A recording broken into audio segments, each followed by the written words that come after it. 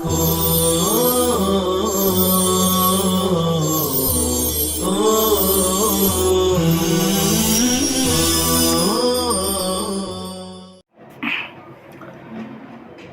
اللہ الرحمن الرحیم الحمدللہ رب العالمین والصلاة والسلام علی سید المرسلین وعلی آلہ وصحابہ الطیبین الطاہرین اما بعد وعنہ قال قال رسول اللہ صلی اللہ علیہ وسلم یا نساء المسلمات لا تحقرن جارۃ لجارتها ولو فرسن شاۃ۔ عزیز طلبہ، اس روایت سے معلوم ہوتا ہے کہ کوئی حقیر اور کمتر چیز بھی ہو تو اس کو تحفہ دینے میں جھجکنا نہیں چاہیے، یا یہ کہ کسی کو حقیر کمتر چیز تحفہ میں پیش کی جائے تو اس کو حقیر سمجھ کے قبول کرنے سے انکار نہیں کرنا چاہیے۔ چنانچہ روایت ہے، آپ صلی اللہ علیہ وسلم نے فرمایا، اے مسلم عورتوں، ہرگز کوئی پڑوسن اپنے پڑوسن کے لیے حقیر نہ جانے، اگرچہ بکری کا کھر ہی کیوں نہ ہو۔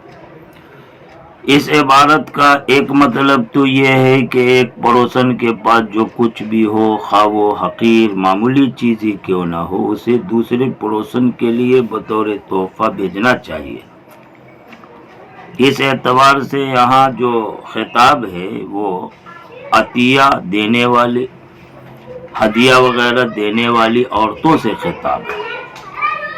دوسرا مطلب یہ ہے کہ ایک پڑوسن کو دوسرے پڑوسن نے کوئی حقیر اور معمولی چیز ہدیے میں پیش کی تو اسے حقیر سمجھ کر قبول کرنے سے انکار نہیں کرنا چاہیے، بلکہ حقیر سے حقیر چیز بھی اگر آوے تو دیکھنا یہ نہیں چاہیے کہ کیا چیز ہدیے میں دی گئی، بلکہ دینے والے کے جذبے کو دیکھنا چاہیے کہ وہ کس طرح محبت کے جذبے سے دے رہا۔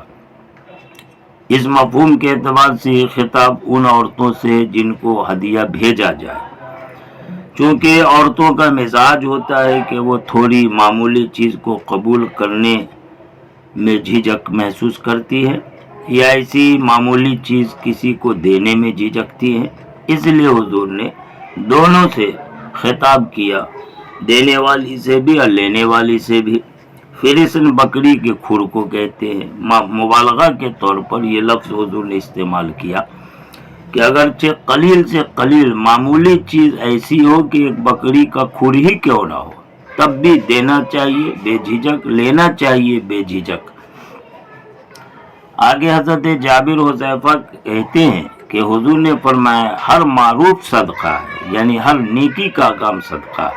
معروف الذی عرف فی الشرع خیرہ کو کہتے، وہ جو شریعت میں خیر کے طور پر معروف ہو، نیکی کا کام، یہ صدقہ ہے۔ اسی طرح حضرت ابو ذر کی روایت ہے، حضور نے کہا، لا تحقرن من المعروف شیئا، ہرگز بھلائی یا نیکی کے کام میں کسی حقیر چیز کو بھی حقیر نہ سمجھو۔ مطلب یہ ہے کہ نیکی کا کام چھوٹا ہی کیوں نہ ہو، معمولی ہی کیوں نہ ہو، اسے حقیر سمجھ کر کے چھوڑنا نہیں چاہیے۔ مثال دی، اگرچہ تو اپنے بھائی سے ملے خندہ پیشانی کے ساتھ، بشاشت وجہ کے ساتھ، یہ بھی ایک نیکی ہے، معمولی بات ہے، لیکن پھر بھی اس کو اختیار کرنا چاہیے۔ ہو سکتا ہے یہی ادا اللہ کو پسند آ جائے اور اللہ پاک اس کی مغفرت کا اس کو ذریعہ بنا دے۔ حضرت ابو موسیٰ اشعری کی روایت ہے، اس روایت میں نیکی حاصل کرنے کے مختلف مراتب بیان کیے جا رہے ہیں کہ آپ صلی اللہ علیہ وسلم فرمائے کہ ہر مسلمان پر ایک صدقہ ہے، یعنی مطلب یہ ہے کہ اس پر اللہ کی جو نعمت ہے، اس نعمت کے شکریہ میں ہر مسلمان پر صدقہ لازم ہے۔ قالو، صحابہ نے کہا، فَإِن لَّمْ يَجِدْ، اگر وہ نہ پائے، یعنی کوئی ایسی چیز نہ پائے جو وہ صدقہ کرے تو کیا کرنا چاہیے؟ حضور نے کہا، فَلْيَعْمَلْ بِيَدَيْهِ، تو اسے اپنے ہاتھ سے کام کرنا چاہیے، اور ہاتھ سے کام کر کے یعنی محنت مزدوری کرے اور کمائے، فَيَنْفَعُ نَفْسَهُ، اس سے اپنے آپ کو نفع پہنچائے اور باقی اللہ کے راستے میں صدقہ کرے۔ قالو، صحابہ نے کہا، فَإِن لَّمْ يَسْتَطِعْ، اگر وہ اس طرح محنت مزدوری کی استطاعت نہیں رکھتا، راوی کو شک ہو رہا ہے فَإِلَّمْ يَسْتَطِعْ کا او لم یفعل کا او قال یا فرمایا کہ لم یفعل کہ وہ ایسا نہ کر سکے تو حضور نے کہا فَيُعِينُ ذات الملحوف وہ مدد کرے ضرورت مند کی. ملحوف ضعیف کمزور غمگین اور فریاد رس کو کہتے ہیں. ضرورت مند ہے اور وہ ضرورت کی وجہ سے غمگین ہے کمزور ہے کوئی اس پر ظلم کر رہا ہے وہ فریاد رسی کرنے کو آیا. ضرورت مند غمگین فریاد رسی کرنے والے کی مدد کرے. قالو صحابہ نے کہا اگر وہ ایسا نہیں کر سکتا اس کی مدد نہیں کر سکا قالت حضور نے کہا فیامر بالخیر وہ خیر کا حکم کرے لوگوں کو خیر کی بات بتائے. صحابہ نے کہا اگر وہ ایسا بھی نہ کر سکے قالت حضور نے کہا فیمسک عن الشر تو اگر خیر کا حکم نہیں کر سکتا تو خود وہ رکتا رہے برے کام سے شر سے وہ رکے بچے. فَإِنَّ لَهُ صدقہ کیونکہ یہ بھی اس کے لیے صدقہ ہے. معلوم ہوا کہ نیکی حاصل کرنے کے مختلف مراتب ہیں مراحل ہیں. کسی بھی طرح سے جس طرح مناسبت ہو آدمی کو نیکی کے حصول میں لگنا چاہیے.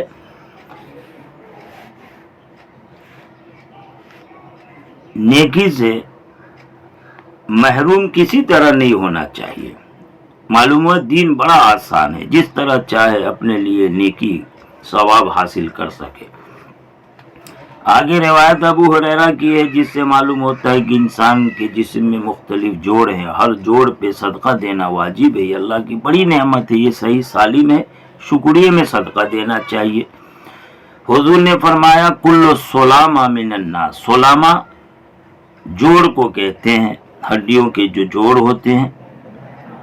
بعضوں نے اسے سلامیہ کی جمع مانا ہے بعضوں نے کہا کہ یہ مفرد جمع سب کے لیے ایک ہی لفظ آتا ہے. لوگوں میں ہر سلامہ اس کے جسم کے جوڑ پر صدقہ آتا ہے. کل یوم ہر دن جسم کے سورج طلوع ہوتا رات کو سویا چاہتا اللہ تو اس کے جسم کے جوڑ کو بگاڑ دیتا لیکن صبح اٹھا اور جوڑ صحیح سالم ہے اس نعمت پر شکریہ کے لیے صدقہ آتا ہے. اب وہ صدقہ کیا حضور نے کہا یعدل بین الاثنین صدقہ دو آدمیوں کے درمیان انصاف کر دے یہ بھی صدقہ. اور یعین الرجل آدمی کی مدد کرے علی دابتی اپنے جانور سواری پر. کوئی آدمی ہے جس کو سواری کی ضرورت ہے فیحمل علیہ پس وہ اپنی سواری پر اس کو لاد لیا سوار کر لیا یا اس کا ساز و سامان ہی اپنی سواری پر ڈال لیا او یرفع علیہ متاع یا اپنے سواری پر اس کا سامان ڈال لیا رکھ لیا ایسا کرنا بھی صدقہ.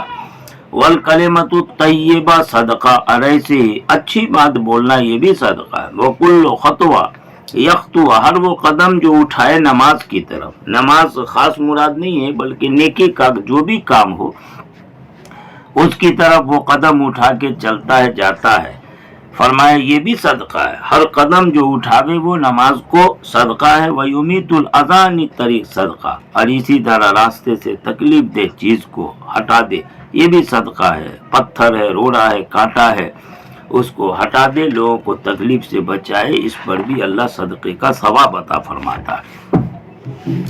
آگے روایت حضرت عائشہ کی ہے کہتی ہے کہ حضور نے فرمایا خلق کل انسان من بنی آدم ابن آدم میں ہر انسان کو پیدا کیا گیا ہے 360 جوڑ پہ علی 60 و 300 مفصل جسم میں 360 جوڑ ہیں ہر انسان کے اندر. لہذا ان جوڑوں کی سلامتی بڑی نعمت ہے اور اس نعمت کے شکریہ میں صدقہ دینا واجب ہے لیکن اللہ نے آسان کر دیا.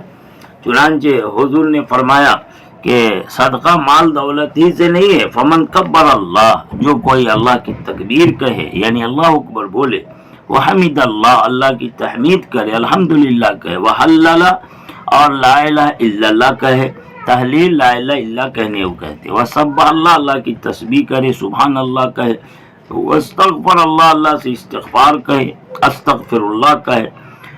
کہتے ہیں کہ وَأَزَلَ حَجَرًا عَنْ طَرِيقِ النَّاسِ اور ہٹا دے لوگوں کے راستے سے کوئی پتھر او شوکا یا کوئی کانٹا او عظمہ یا کوئی ہڈی تکلیف دہ چیز تھی پتھر کانٹا ہڈی راستے سے ہٹایا. او امر بالمعروف یا بھلی بات نیکی کا حکم کیا، اچھی بات لوگوں کو بتایا، او نہا عن المنکر یا منکر بری بات شریعت کے خلاف باتوں سے روکا لوگوں کو، عدد تلک الستین و ثلاثمائہ ان 360 کی تعداد کے مطابق جتنے جوڑتے اس طرح اتنا کام کیا، فَإِنَّهُ يَمْشِي يَوْمَئِذٍ تو بلا شبہ وہ اس دن چلے گا اس حال میں قد زحزح نفسه عن النار کہ اس نے اپنے آپ کو جہنم سے روک لیا، جہنم سے بچا لیا۔